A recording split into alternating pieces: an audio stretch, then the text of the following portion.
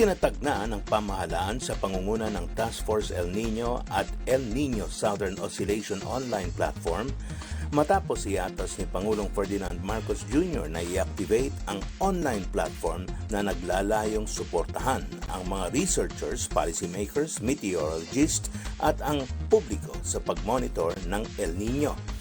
Ayon kay DOST Secretary Renato Solidum, ang ENOP ay ginawa ng pamahalaan upang matugunan ang 5 pinakaapektadong sektor ng El Nino at La Nina tulad ng pagkain, tubig, kalusugan, public safety at enerhiya.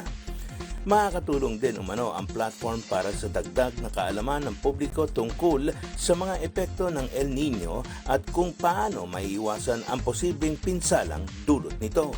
Sa pamamagitan ng website at maaari ring makapagbigay ng impormasyon ang mga nasa ground lalo na sa panahon ng kalamidad.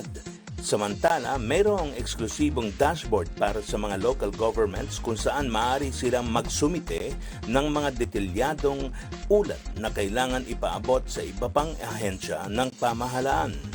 Bukas din ang ENOP para sa mga nais na magbigay ng suwestyon at solusyon upang mas maging maayos ang serbisyo ng bagong online platform. Ako po si Philip P. Piccio para sa Balitang Unang Sigaw. Magandang hakbang niya ng national government sa pamumuno po ni President Bongbong Marcos Jr.